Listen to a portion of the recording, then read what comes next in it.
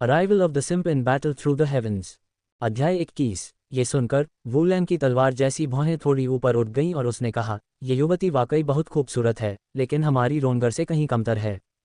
हमारा परिवार, हे। जब हुआन रोंग ने हमारा परिवार शब्द सुना तो उसका छोटा सा चेहरा थोड़ा लाल हो गया और उसकी खूबसूरत आंखें खुशी और आनंद से भर गईं, जिससे वह मन ही मन हंस पड़ी।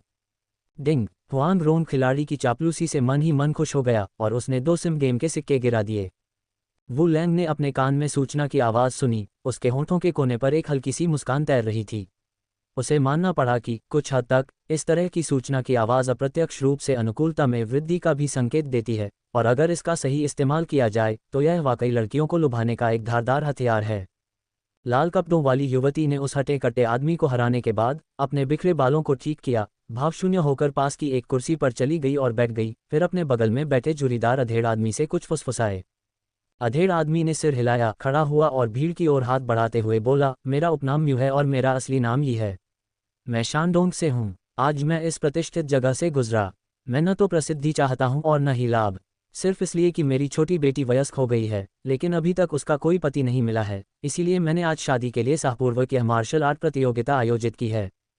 30 साल से कम उम्र का कोई भी पुरुष जिसकी अभी शादी नहीं हुई है, अगर वह मेरी बेटी को एक मुक्के या लात से हरा दे तो मैं अपनी बेटी की सगाई उससे कर दूंगी। बीजिंग एक ऐसी जगह है जहां ड्रैगन और बाघ छिपे रहते हैं और युवा नायक भी कम नहीं हैं। मेरे काम अहंकारी हैं, कृपया मुझे सहन करें। जैसे ही म्यूली ने बोलना समाप्त किया, आसपास की भीड़ से 2 आकृतियां अचानक बाहर निकल आईं। जब भीड़ ने उन्हें साफ देखा तो वे हंसी से लोटपोट हो गए। उनमें से एक मोटा बूढ़ा आदमी था जिसकी घनी दाढ़ी थी, जिसका ज्यादातर हिस्सा सफ़ेद था और वह कम से कम 50 साल का लग रहा था। दूसरा 20 साल का लग रहा था, लेकिन एक गंजा साधु था। मोटे बूढ़े ने दर्शकों की मजाकिया हंसी सुनी और मोटी चमड़ी वाले अंदाज में जवाब दिया, क्या मजाक है। मैं अभी तक अविवाहित हूँ, तो मैं शादी के लिए इस मार्शल आर्ट प्रतियोगिता में भाग क्यों नहीं ले सकता। मैं कहता हूँ, बूढ़े, तुम तो पहले से ही इतने बूढ़े हो। अगर तुम जीत भी गए तो क्या फ़ायदा।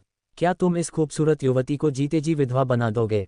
उस कामुक साधु ने शरारती मुस्कान के साथ कहा। मोटे बूढ़े ने साधु को परोक्ष रूप से उसे निकम्मा कहते सुना और गुस्से से जवाब दिए बिना नहीं रह सका, वाह। तुम, एक साधु, अपने शास्त्रों का पाठ क्यों नहीं कर रहे हो। तुम यहाँ क्या कर रहे हो। अगर मैं सचमुच इस खूबसूरत युवती को जीत लूँ तो मैं, एक साधु, तुरंत सांसारिक जीवन में लौट जाऊंगा। तुम लंपट साधु सच में बकबक करते हो, ये लो। मोटा बूढ़ा जानता था कि वह साधु से बहस नहीं कर सकता, इसलिए उसने बेकार की बातें करने की जहमत नहीं उठाई और सीधे साधु पर मुक्का जड़ दिया। हालांकि मोटा बूढ़ा बूढ़ा लग रहा था, उसके मुक्के और लात शक्तिशाली और हर चाल जबरदस्त थी। उसके पंचतत्व मुक्कों ने साधु को कदम दर कदम पीछे हटने पर मजबूर कर दिया, जिससे देखने वालों को बहुत मजा आया।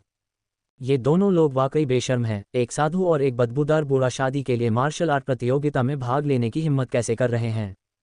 हुआंग रोंग ने मोटे बूढ़े और लंपट साधु को लड़ते हुए देखा। उसकी बड़ी काली क्रिस्टल जैसी आंखें घूम रही थीं और उसने वू लैंग का हाथ खींचते हुए कहा, भाई लैंग, तुम ऊपर जाकर उन दोनों को अच्छा सबक क्यों नहीं सिखाते।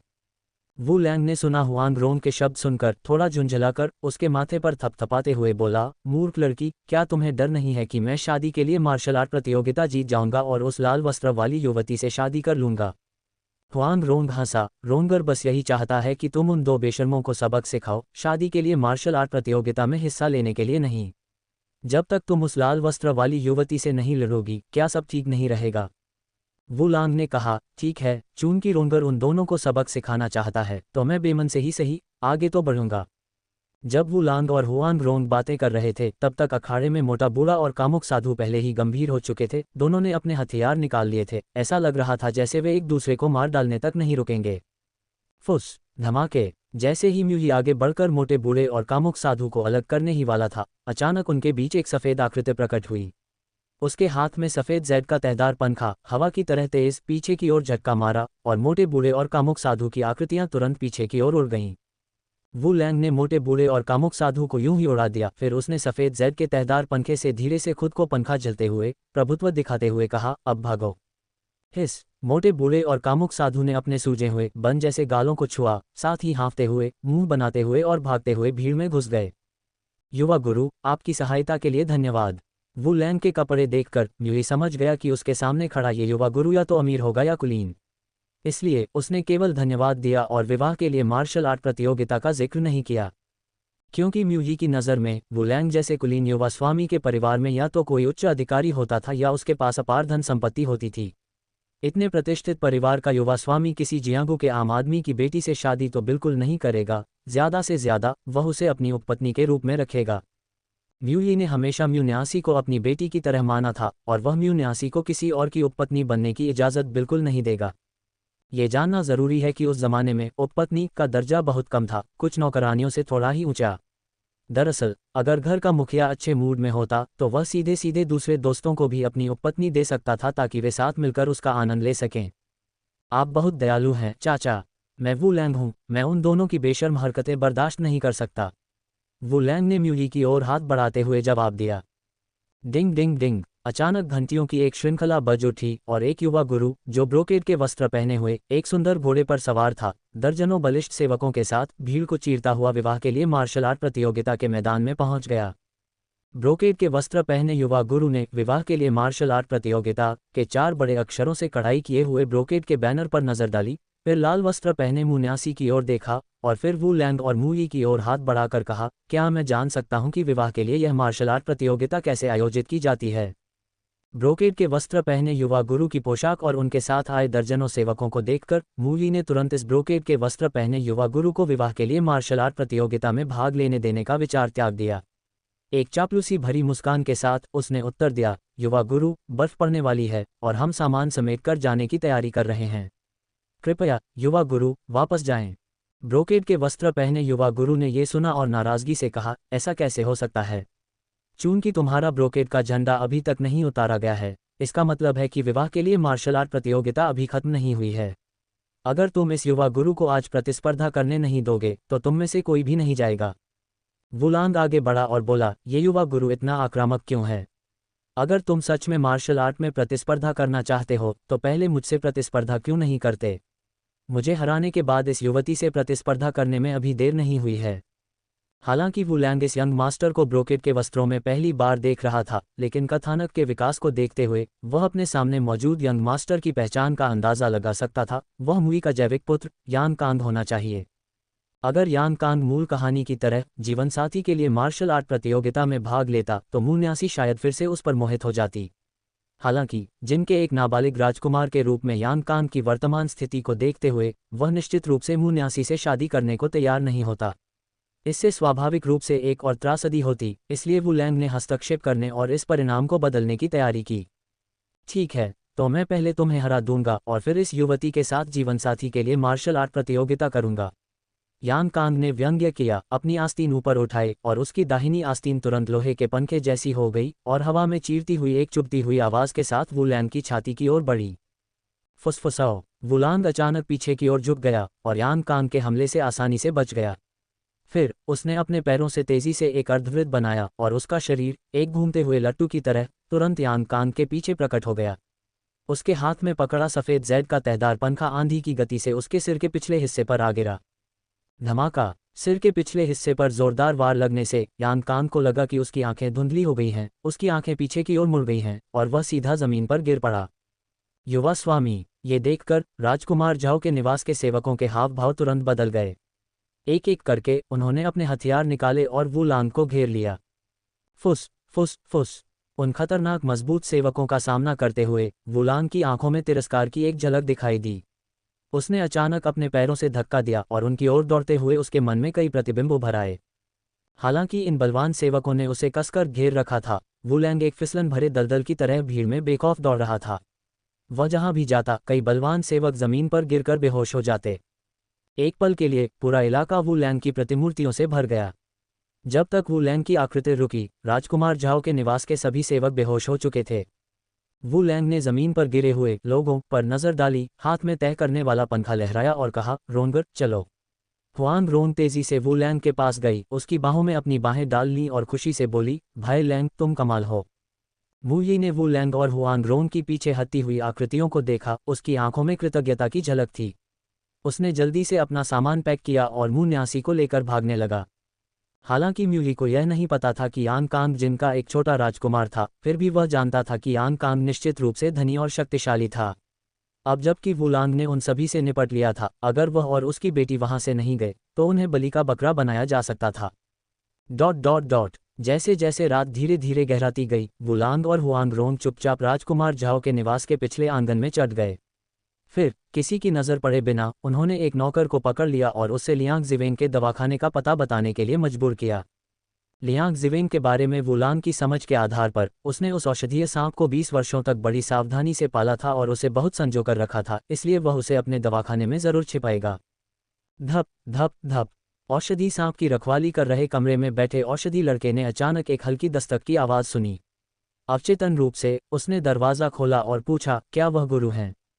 धमाका। हालांकि जैसे ही दवा वाले ने दरवाज़ा खोला, एक मुक्का अचानक बड़ा सा दिखाई दिया और अगले ही पल उसे कुछ समझ नहीं आया। वू लैंग ने दवा वाले को बेहोश करने के बाद हुआंगरोंग को जल्दी से दवा की दुकान में ले गया और फिर तेज़ी से दरवाज़ा बंद कर दिया।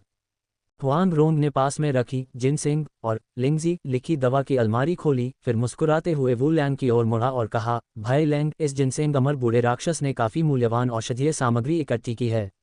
रोंगर, क्या मैं बाद में तुम्हारे लिए जिनसिंग स्ट्यूड स्नैक सूप बनाऊं? वू लैंग ने औषधीय सांप वाली टोकरी को ध्यान से बंद करते हुए स्नेह से कहा, ठीक है, मैं रोंगर के बनाए स्वादिष्ट खाने का बेसब्री से इंतजार कर रहा हूं।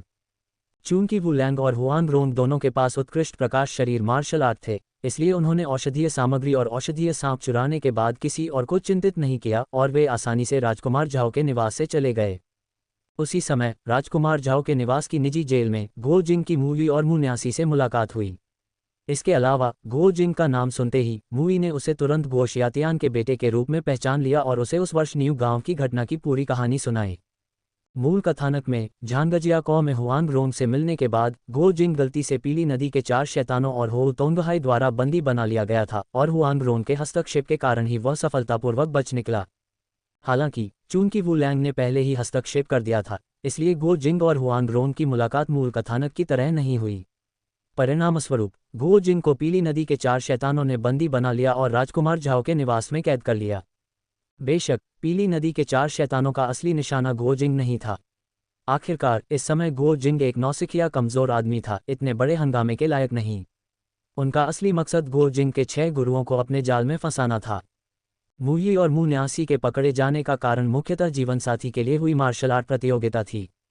यान कांग हमेशा से घमंडी रहा था। अगर वह किसी पुरानी पीढ़ी के मार्शल फॉरेस्ट विशेषज्ञ से हार जाता तो उसे इसकी ज़्यादा परवाह नहीं होती। लेकिन जब उसका सामना वू लैंग से हुआ, जो एक साथी था, और वू लैंग के एक ही वार से बेहोश हो गया, तो स्वाभाविक रूप से वह उस अपमान को बर्दाश्त नहीं कर सका। शुरू में यानकांग के मातहतों ने उस सराय का पता लगा लिया था जहां वू लैंग और हुआंगरोंग ठहरे हुए थे, और वह खुद लोगों को ले जाकर वू लैंग और उन्हें पकड़ने की योजना बना रहा था। हालांकि वू लैंग और उनके साथियों ने रात का फायदा उठाकर राजकुमार झाओ के निवास में घुसकर औषधीय सांप चुरा लिया, जिसके परिणामस्वरूप यानकांग और उसके समूह को कुछ भी नहीं मिला। इसलिए यानकांग ने म्यूयी और म्यून्यासी को पकड़ने के लिए लोगों को भेजा, जो अभी तक बीजिंग से बाहर नहीं गए थे। उसने योजना बनाई कि कल ही लोगों को म्यूयी और उसकी बेटी के पकड़े जाने की खबर जारी करवा दी जाए और फिर देखा जाए कि क्या वह वुलांग को स्वेच्छा से आगे आने के लिए मजबूर कर सकता है। आखिरकार म्यूयी और म्यून्यासी की मदद करने में वुलांग के पहले के कार्यों को देखते हुए वह एक ऐसे युवा शूरवीर होना चाहिए जो खुद को धर्मी समझता हो, और ऐसा युवा शूरवीर दूसरों को उनके कारण फंसते हुए नहीं देख सकता। इसलिए जब तक उसे म्यूयी और उसकी बेटी के पकड़े जाने की खबर पता थी, तब तक उसके जाल में फंसने की पूरी संभावना थी। 18 साल पहले यांग तीक्सिन की पत्नी और गो शियातियान की पत्नी लगभग एक साथ गर्भवती थीं और दोनों पुरुष सगे भाई थे, इसलिए उन्होंने एक समझौता किया। अगर पैदा हुए बच्चे दोनों लड़के होते तो वे सगे भाई बन जाते, अगर दोनों बच्चे लड़कियां होती तो वे सगी बहनें बन जाती, और अगर दोनों बच्चे एक लड़का और एक लड़की होते तो वे पति पत्नी बन जाते। चूंकि यांग तीक्सिन को अभी भी नहीं पता था कि यांग कांग उसका बेटा है, और उसे ये भी नहीं पता था कि उसकी पत्नी और बच्चा जिंदा है या नहीं, इसलिए उसने अपनी दत्तक पुत्री मुन्यानसी का विवाह गो जिंग से करने का फैसला किया। इस तरह यह उस समझौते को पूरा करने के रूप में भी माना जाएगा जो उसने उस समय गो शियातियान के साथ किया था। इसके अलावा वुलांग के हस्तक्षेप के कारण मुन्यासी यांग कांग के प्यार में नहीं पड़ी थी, इसलिए उसने यांग तीक्सिन की व्यवस्था को अस्वीकार नहीं किया। गो जिंग भी इस समय हुआंगरोंग के प्यार में नहीं पड़ा था, और इस तथ्य के साथ कि यह मामला उसके पिता की अंतिम इच्छा थी, अपने जिद्दी व्यक्तित्व के साथ वह स्वाभाविक रूप से शादी से इनकार नहीं करेगा। दूसरी ओर जब वुलांग हुआंगरोंग को राजकुमार झाओ के निवास से ले गया तो आगे की उलझनों से बचने के लिए वह उस सराय में नहीं गया जहां वे पहले रुके थे। इसके बजाय उसने एक सोने का सिक्का खर्च करके एक साधारण घर किराए पर लिया और वहीं बस गया। वुलांग ने पहले हुआंग रोंग को औषधीय सांप से सांप का खून निकालने में मदद की, फिर उसे छीलने, उसकी हड्डियां निकालने और काटने में मदद की। अंत में उसने तैयार सामग्री को सुंदर रसोइया हुआंग रोंग को पकाने के लिए दे दिया। 1 घंटे से ज्यादा की व्यस्तता के बाद हुआंग रोंग आखिरकार सांप के मांस से बने 9 अलग अलग व्यंजन मेज पर लाए। उसने वू लैंग को चुपके से लार टपकाते हुए देखा और मनमोहक मुस्कान के साथ बोली, भाई लैंग, सीमित सामग्री की वजह से रोंगर ने इन सांप के मांस और सांप के खून से 9 व्यंजन बनाए। उबले हुए सांप के टुकड़े, जिनसिंग में पका हुआ सांप का मांस, साफ सुथरा सांप का मांस, गैनोडर्मा में तले हुए सांप के टुकड़े, सिल्की चिकन में पका हुआ सांप, बीन कट स्टिक सांप के मांस का सूप, 5 टुकड़ों में कटा हुआ तला हुआ सांप का मांस, किण्वित चावल की शराब से बना सांप का जर्की और सांप के खून का टोफू। कृपया इनसे कोई आपत्ति न करें, भाई लैंग। कोई आपत्ति नहीं, कोई आपत्ति नहीं। मुझे रोंगर के खाना पकाने के कौशल पर पूरा भरोसा है। वू लैंग ने खुशबूदार खुशबू को सूंघा और तले हुए सांप के टुकड़ों का एक बड़ा कौर उठाकर अपने मुंह में ठूंसने से खुद को रोक नहीं पाया। खाते हुए उसने हुआंग रोंग को अंगूठा दिखाया और स्पष्ट रूप से बुदबुदाया, ओमम, कितना स्वादिष्ट। हुआंग रोंग ने दोनों हाथों से उसकी चिकनी, जैद जैसी ठुड्डी को सहलाया। उसने वुलांग के झटपट खाते अंदाज को देखा और उसकी खूबसूरत आंखें अर्धचंद्राकार हो गईं और वह हंसते हुए बोली, हे, जब तक भाई लांग को पसंद है। वुलांग ने खाना मुंह में लिया और हुआंग रोंग को आवाज दी, रोंग, सिर्फ देखते मत रहो, जल्दी करो और साथ मिलकर खाओ। ये सांप का मांस और सांप का खून बहुत पौष्टिक हैं। ये न सिर्फ तुम्हारी साधना को बहुत बढ़ा सकते हैं, बल्कि तुम्हें सभी जहरों से भी प्रतिरक्षित कर सकते हैं। ठीक है। ये सुनकर हुआंग रोंग ने थोड़ा सिर हिलाया और व्यंजनों को उठाकर छोटे छोटे निवाले चखने लगा। चूंकि औषधीय सांप पहले से ही एक बहुत पौष्टिक वस्तु थी और हुआंग रोंग ने उसमें थोड़ा सा जिनसिंग और गैनोडर्मा भी मिलाया था, इसलिए उसने इन व्यंजनों में मौजूद औषधीय शक्ति को निखारने के लिए अपनी क्यूई को प्रसारित करने से पहले थोड़ा सा ही खाया। और वुलांग इन व्यंजनों को खाते हुए अपनी पूरी शक्ति से नीलाकाष्ठ कला को प्रसारित करता रहा ताकि उसमें निहित औषधीय शक्ति को परिष्कृत किया जा सके और उसे लगातार दूची लड़ाकू चीक में परिवर्तित किया जा सके। यद्यपि नीलाकाष्ठ कला केवल एक गहन श्रेणी की मध्यवर्ती साधना तकनीक है, फिर भी इसकी श्रेणी नॉन मैनुअल और सहज साधना तकनीक जैसी मार्शल आर्ट से ऊंची है, इसलिए इस औषधीय शक्ति को अवशोषित करने और परिष्कृत करने की गति स्वाभाविक रूप से धीमी नहीं होगी। जब तक वुलांग ने सांप के रक्त से बने टोफू का आखिरी टुकड़ा खाया, तब तक उसके शरीर में डूचीक लड़ाकू चीक सफलतापूर्वक एक डूचीक लड़ाकू चीक भंवर में संघनित हो चुकी थी। उसकी साधना भी एक ही बार में डूचीक लड़ाकू चीक के 7वें चरण से 2 सितारा लड़ाकू अभ्यासी श्रेणी तक पहुंच गई। डूची महाद्वीप पर एक साधारण 2 सितारा युद्ध साधक को चींटी माना जाता है, लेकिन शी डियाओ यंग शियोंग जुवान जैसी कम सैन्य दुनिया में एक 2 सितारा युद्ध साधक की साधना कुछ दोयम दर्जे के जियांगहू गुरुओं के बराबर होती है। वुलांग ने अपने भीतर शुद्ध और उमड़ती डूची युद्ध चीक को महसूस किया, अपना सिर घुमाया और अपने बगल में बैठे हुआंग रोंग की ओर मुस्कुराते हुए कहा, रोंगर, अब जब हमारा पेट भर गया है तो क्यों न हम कुछ अच्छा व्यायाम करें। रोंगर, मेरे साथ आओ, मैं तुम्हें लिंगबो माइक्रोस्टेप सिखाऊंगा। मेरे कदमों पर चलो और मेरे साथ चलो। वुलांग की बात खत्म होने के बाद उसने सीधे हुआंग रोंग का छोटा सा हाथ पकड़ा और आंगन में चला गया और उसे लिंगबो माइक्रोस्टेप की साधना के लिए कदम दर कदम आगे बढ़ाया। हालांकि पीच ब्लॉसम आइलैंड की प्रकाश शरीर तकनीक भी बहुत अच्छी है, लेकिन ये लिंगबो माइक्रोस्टेप से काफ़ी कमतर है। यही वजह है कि वुलैंग हुआंग रोंग को लिंगबो माइक्रोस्टेप सिखाना चाहती थी। अगर हुआंग रोंग लिंगबो माइक्रोस्टेप सीख पाती तो पूरी दुनिया में उसे पकड़ने वालों की संख्या 10 से ज़्यादा नहीं होती और स्वाभाविक रूप से उसकी व्यक्तिगत सुरक्षा में काफ़ी सुधार होता। क्योंकि हुआंग रोंग स्वयं परिवर्तन की पुस्तक में पारंगत थी और वुलैंग ने व्यक्तिगत रूप से उसे लिंगबो माइक्रोस्टेप का अभ्यास करने में मार्गदर्शन दिया था, इसलिए उसने वुलैंग के साथ केवल एक बार लिंगबो माइक्रोस्टेप का अभ्यास किया और पहले ही लिंगबो माइक्रोस्टेप को प्रवेश स्तर तक साधना कर चुकी थी। हुआंग रोंग, जिसने अभी अभी लिंगबो माइक्रोस्टेप सीखा था, स्वाभाविक रूप से उसका और अभ्यास करना चाहता था। इसलिए वुलांग और वह साथ मिलकर लिंगबो माइक्रोस्टेप का इस्तेमाल करके लुका छिपी खेलने लगे। जैसे जैसे वे एक दूसरे का पीछा करते और भागते, लिंगबो माइक्रोस्टेप का उनका अनुभव तेजी से निखरता गया। जब सुबह की पहली किरण आंगन में पड़ी, वुलांग और हुआंग रोंग नहा धोकर बीजिंग से निकलने के लिए तैयार हो चुके थे। खैर, इस बार वुलांग और उनका मकसद लियांग जिवेंग का औषधीय सांप था।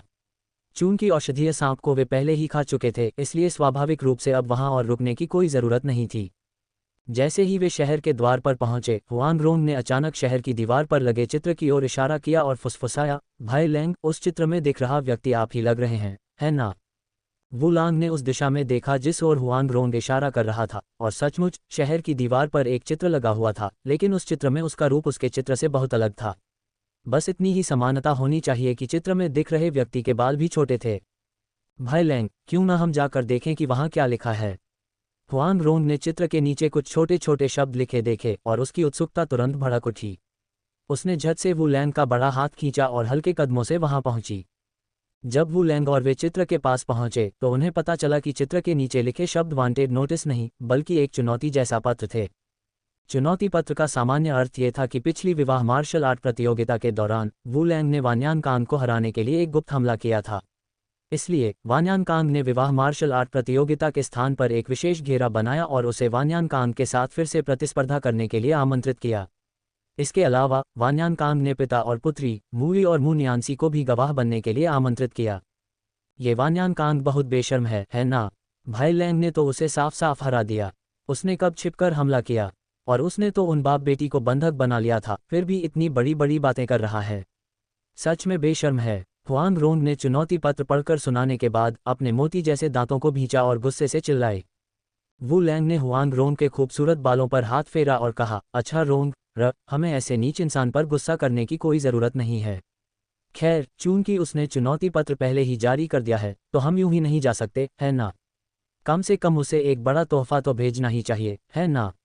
वू लैंग की बातें सुनकर हुआंग रोंग, जो मज़ा देखकर थोड़ा उत्साहित था, बोला, ठीक है। तो भाई लैंग कैसे खेलने की योजना बना रहे हैं। हुआंग याओशी खुद एक ऐसे व्यक्ति थे जिन्हें सांसारिक रीति रिवाज और शिष्टाचार पसंद नहीं थे। उनकी बेटी होने के नाते हुआंग रोंग स्वाभाविक रूप से उनसे बहुत प्रभावित थी। इसलिए जब उन्होंने सुना कि वू लैंग वान्यान कांग के लिए मुसीबत खड़ी करने वाला है तो उन्हें न केवल कोई परेशानी महसूस नहीं हुई बल्कि वह वास्तव में बहुत उत्साहित भी हुई। ये सुनकर वू लैंग की तलवार जैसी आंखों में चंचलता की झलक दिखाई दी। उन्होंने कहा, जाहिर है यह उन्हें उनके ही दांव में बदला चुकाने के लिए है। यांग कांग के व्यक्तित्व को देखते हुए अगर वू लैंग ने वादे के मुताबिक उन्हें सचमुच हरा भी दिया तो भी वह मूवी और मू न्यान्सी को आसानी से नहीं जाने देंगे। इसके अलावा वह निश्चित रूप से लियांग जिवेंग और अन्य लोगों को अपनी सहायता के लिए लाएंगे। इसलिए इस समय राजकुमार झाओ के निवास की रक्षात्मक शक्ति अनिवार्य रूप से बहुत कमजोर होगी। राजकुमार झाओ के निवास के पिछवाड़े में एक जीर्ण शीर्ण घर में अपनी सुंदर और सौम्य प्रकृति वाली बाओजिरुओ कमरे में रखे एक जंग लगे लोहे के भले को धीरे से सहला रही थी। उसकी नम आंखें लालसा और दुख से भरी हुई थीं। बाओजिरुओ का नाम उसके पिता, जो एक स्कूल शिक्षक थे, ने जिरुओ रखा था क्योंकि बचपन में वह छोटे जानवरों से बहुत प्यार करती थी और उन्हें मारना बर्दाश्त नहीं कर सकती थी। 18 साल पहले बाओजिरुओ ने बड़ी दयालुता दिखाते हुए गंभीर रूप से घायल वान्यान होंगली को बचाया था। वान्यान होंगली उसकी नाजुक सुंदरता को देखकर और जीवन मरण के क्षण में उस पर मोहित होकर बहुत प्रभावित हुई और उसे भूल नहीं पाई। इसलिए वान्यान होंगली ने डुआन तियांदे को सोने और चांदी की रिश्वत दी और उसे न्यू गांव पर रात्रिकालीन आक्रमण का नेतृत्व करने का आदेश दिया, जबकि उसने स्वयं बहादुर होने का दिखावा किया और संकट के समय बाओजिरुओ को बचाया। शुरुआत में बाओजिरुओ को लगा कि यांग तिएक्सिन की मृत्यु हो गई है और वह उसके पीछे आत्महत्या करने का इरादा रखती थी, लेकिन वान्यान होंगली ने उसे रोक दिया। इसके अलावा वह उस समय यांग तिएक्सिन के बच्चे की मां बनने वाली थी, इसलिए वान्यान होंगली के समझाने पर उसने उसके साथ मरने का विचार त्याग दिया। यांग कांग को बेहतर जीवन देने के लिए बाओजिरुओ अंततः वान्यान होंगली के पीछे राजकुमार झाओ के निवास स्थान पर वापस चली गई। हालांकि वह अभी भी न्यू गांव स्थित अपने पुराने घर से जुड़ी हुई थी, इसलिए वान्यान होंगली ने उसकी मुस्कान पाने के लिए पूरे पुराने घर को राजकुमार झाओ के निवास स्थान पर मंगवा दिया। बाओजिरुओ अब जिस जगह रहती है वह न्यू गांव का वह जीर्ण शीर्ण घर है, और जैसे जैसे वह हर दिन इन पुरानी चीज़ों को देखती है, यांग तिएक्सिन के लिए उसकी लालसा बढ़ती ही जाती है। इसलिए चाहे वान्यान होंगली उसके लिए कितना भी अच्छा क्यों न रहा हो, उसके दिल में हमेशा यांग तिएक्सिन ही बसता था। बात बस इतनी थी कि चूंकि बाओजिरुओ हमेशा से मानती रही थी कि यांग तिएक्सिन मर चुका है, इसलिए उसने यांग कांग को बेहतर बचपन देने के लिए उसकी असली पहचान नहीं बताई, जिससे यांग कांग हमेशा यही मानता रहा कि वह एक जिन व्यक्ति है और इसके अलावा सोंग लोग नीच हैं। खांसी खांसी। जैसे ही बाओजिरुओ पुरानी यादों में डूबी, अचानक उसके पीछे से हल्की खांसी की आवाज़ आई। बाओजिरुओ ने वू लैंग और हुआंग रोंग को, जो किसी अनजान समय पर उसके कमरे में दाखिल हुए थे, देखकर थोड़ी सतर्कता और घबराहट के साथ पूछा, कौन? आप कौन हैं? महाराज, घबराने की कोई ज़रूरत नहीं है। हमारा आपको कोई नुकसान पहुंचाने का इरादा नहीं है। बस आपके प्यारे बेटे ने हमारे 2 दोस्तों को पकड़ लिया है, इसलिए हम आपसे हमारे साथ चलने का अनुरोध करते हैं।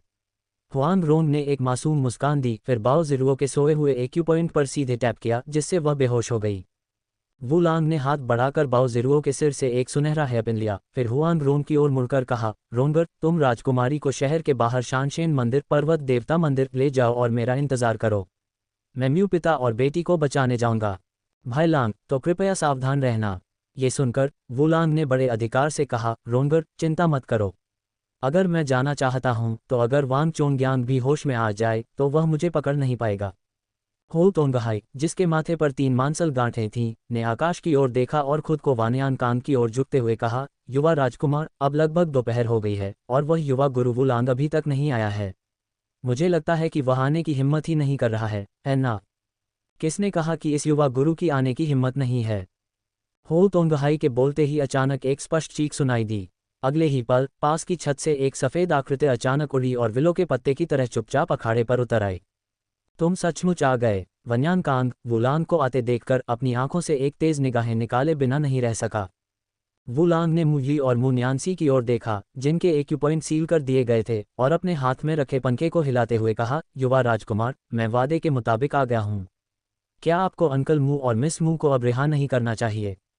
ये सुनकर वन्यान कांग ने बिना हड़बड़ी के अपना लंबा चोगा उतार दिया, जिससे हरे चोगे वाला एक चुस्त दुरुस्त पहनावा दिखाई दिया, अपनी 10 उंगलियां फैलाईं और एक चंचल भाव से कहा, तुम चाहते हो कि मैं उन्हें रिहा कर दूं? ठीक है, लेकिन पहले तुम्हें मुझे हराना होगा। पिछली बार मैं लापरवाह था और तुमने मुझे घेर लिया था और मुझे मार गिराया था। इस बार इस युवा राजकुमार को तुम्हें अच्छा सबक सिखाना होगा। वुलांग ने पीछे से हाथ घुमाकर फोल्डिंग फैन को अपनी कमर में वापस डाला, अपनी आस्तीन ऊपर उठाए और वान्यान कांग को इशारा करते हुए कहा, मुझे पता था कि तुम इन्हें आसानी से नहीं छोड़ोगे। फिर यह युवा मास्टर तुम्हारे साथ खेलेगा। लाओ, शुरू करो। वान्यान कांग ने वुलांग के उत्तेजक हाव भाव देखे और उसकी उदास आंखों में गुस्से की झलक दिखाई दी। उसने अचानक अपने पैरों से जोर लगाया, तीर की तरह उसकी ओर झपटा, उसके हाथ पंजों की तरह बन गए और बेरहमी से उसके सिर को जकड़ लिया। फुफकार। वान्यान कांग की उंगलियों से उठी तेज हवा को महसूस करते हुए वुलांग के होंठ थोड़े मुड़े, उसका शरीर अचानक पीछे की ओर झुका और उसने अपने पैरों से एक अर्धवृत्त बनाया और तुरंत वान्यान कांग की पीठ की ओर मुड़ गया। मैं तुम्हारे इस कदम के लिए पहले से ही तैयार था। वुलांग की आकृति को गायब होते देख वान्यान कांग ने बिना सोचे समझे पलटकर उसे पकड़ लिया। छी! हालांकि वान्यान कांग को यह उम्मीद नहीं थी कि इस बार वुलांग उसकी पीठ की ओर मुड़ा, उसे बेहोश करने के लिए नहीं, बल्कि अपने बाएं हाथ से खुद को सहारा देने के लिए, जबकि उसका दाहिना हाथ उल्टा अंडरसी मून ग्रैब कर रहा था। चूंकि वुलांग लगभग जमीन पर पड़ा था, वान्यान कांग के 9 इंच सफ़ेद हड्डी के पंजे न केवल उसे छू पाए, बल्कि उसके अपने महत्वपूर्ण बिंदुओं को खुला छोड़ दिया और वुलांग के हाथ के सामने आ गए। वान्यान कांग, जिसके महत्वपूर्ण बिंदु पर हमला हुआ था, केवल एक खून जमा देने वाली चीख निकाल सका। अगले ही पल उसने अपनी जांघों को पकड़ लिया, ठंडे पसीने से लथपथ, और जमीन पर घुटनों के बल बैठ गया, इतना दर्द कि वह पूरी तरह से बेसुध हो गया। ओयांग के और बाकी लोग ये दृश्य देखकर अनायास ही हौंफने लगे और अनजाने में अपने पैर आपस में जकड़ लिए। वुलांग ने वान्यान कांग की ओर देखा, जो पहले ही लड़ने की क्षमता खो चुका था, और ओयांग के और बाकी लोगों की ओर मुड़ा और ठंडे स्वर में चिल्लाया, ये युवा गुरु जीत गया है। क्या तुम उन्हें रिहा नहीं करोगे? क्या तुम भी इस अंडरसी मून ग्रैब का स्वाद चखना चाहते हो? उद्धरण चिन्ह अल्पविराम उद्धरण चिन्ह। ओयांग के और बाकी लोगों ने वुलांग की नज़र अपने निचले शरीर पर पड़ते महसूस की और सहज ही डर के मारे एक कदम पीछे हट गए। ओयांग के और उनके व्यक्तित्व को देखते हुए अगर कोई और उन्हें इस तरह धमकाने की हिम्मत करता तो वे इतनी आसानी से पीछे नहीं हटते। हालांकि वान्यान कांग से निपटते समय वुलांग ने जो लिंगबो माइक्रोस्टेप दिखाया, वह स्पष्ट रूप से एक बहुत ही उन्नत प्रकाश शरीर तकनीक थी। अगर वे अभी खुद को वान्यान कांग की स्थिति में रखते तो ओयांग के और बाकी लोगों को भी यकीन नहीं था कि वे वुलांग द्वारा इस्तेमाल किए गए अंडरसी मून ग्रैब से बच सकते हैं। चूंकि तुम उन्हें छोड़ने से इनकार करते हो तो ये यंग मास्टर खुद ही ऐसा करेगा।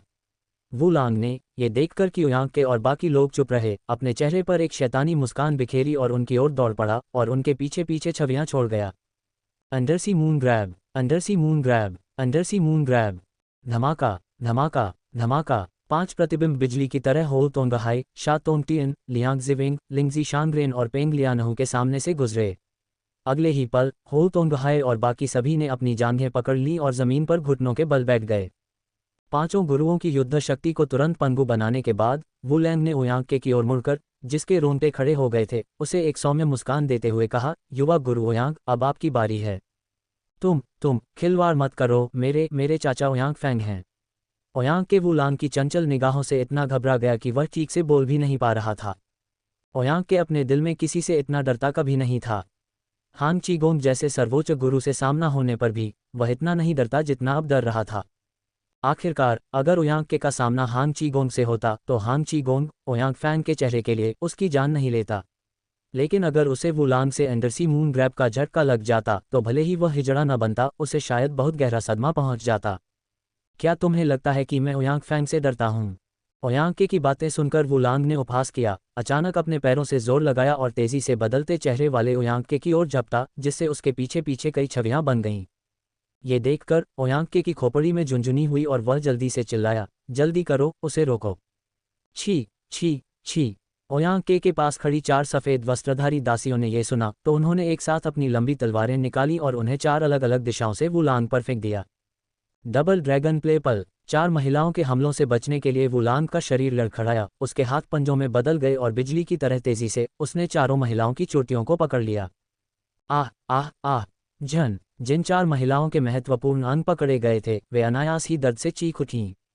वे अब अपनी तलवारें नहीं पकड़ सकीं और जल्दी से पीछे हट गईं, दोनों हाथों से अपनी छाती ढंक लीं। हालांकि चारों महिलाओं ने जांच करने के लिए अपने कपड़े नहीं उतारे थे, अपनी चोटियों में जलन महसूस कर रही थीं, फिर भी उन्हें पता था कि वुलैंग के हाथों के निशान शायद उन पर रह गए होंगे। उनकी आंखें भय और आक्रोश से भरी थीं जब वे उसे देख रही थीं। वुलैंग ने चारों महिलाओं की नाराज निगाहों पर ध्यान नहीं दिया। उसने ओयांग को पकड़ने के लिए एक ही कदम बढ़ाया और अपने हाथ के एक इशारे से अंडरसी मून ग्रैब मारा, जिससे वह सीधे तौर पर अशक्त हो गया। ओयांग के और अन्य उच्च स्तरीय लड़ाकों से निपटने के बाद वुलैंग ने बिना किसी जल्दबाजी के मुई और मुन्यासी के एक्यूपॉइंट्स खोल दिए। फुस फुस फुस। जैसे ही वुलैंग ने मुई और उनके एक्यूपॉइंट्स खोले, 7 आकृतियां अचानक नीचे कूद पड़ीं। पास की एक इमारत से गुओ जिंग अपनी मोटी भौहों और बड़ी आंखों के साथ सबसे पहले म्यूई और उनके पास दौड़ा और चिंतित चेहरे से पूछा, अंकल यांग, मिस म्यू, क्या आप ठीक हैं? भतीजे गुओ जिंग, चिंता मत करो। युवा नायक वो के समय पर बचाव के लिए धन्यवाद, न तो नियांसी और न ही मुझे कोई नुकसान हुआ, म्यूई ने कहा। पहले वुलैंग को कृतज्ञता भरी नजरों से देखा, फिर उत्सुकता से पूछा, वैसे आप राजकुमार झाओ के निवास से कैसे बच निकले? ये सब मेरे 6 गुरुओं की बदौलत था, उन्होंने मुझे राजकुमार झाओ के निवास से बचाया। चूंकि वान्यान कांग ने वुलांग से निपटने के लिए ओयांग के और हो तोंगहाई जैसे सभी महारथियों को यहाँ इकट्ठा कर लिया था, इसलिए राजकुमार झाओ के निवास में सुरक्षाकर्मियों की कमी हो गई थी। गुओ जिंग की सुरक्षा का जिम्मा सिर्फ पीली नदी के 4 शैतानों पर था, इसलिए जियांगन के 7 शैतानों ने गुओ जिंग को आसानी से बचा लिया। और जब गुओ जिंग को जियांगन के 7 शैतानों ने बचा लिया तो वह तुरंत जियांगन के 7 शैतानों को मुन्यासी और उन्हें बचाने के लिए ले आया। झूकांग ने आसपास की गलियों पर नजर दौड़ाई और पाया कि वहां एक भी व्यक्ति इस हंगामे को देख नहीं रहा था। उसके दिल में अचानक एक अशुभ पूर्वाभास जगा और वह जल्दी से बोला, जिंगर, ये बात करने की जगह नहीं है। जब हम किसी सुरक्षित जगह पर पहुंचेंगे तब इस बारे में बात करेंगे। हा, तुम लोगों ने मेरे बेटे को घायल कर दिया। अभी जाने के बारे में सोचना भी मेरे 6ठे राजकुमार के लिए बहुत अपमानजनक है ना?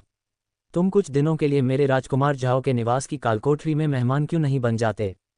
झूकांग की आवाज़ धीमी पड़ते ही अचानक जोरदार हंसी फूट पड़ी। इसके तुरंत बाद 200 से ज्यादा जिन सैनिक क्रॉसबो और तीरों से लैस सड़क के दोनों ओर के घरों से निकलकर वुलांग और उसके समूह को कसकर घेर लिया। वानयान होंगली वानयान कांग के पास गया, उसे उठाने के लिए हाथ बढ़ाया और थोड़ी चिंता से पूछा, कांगर, क्या तुम ठीक हो? पिताजी, आपका बेटा ठीक है।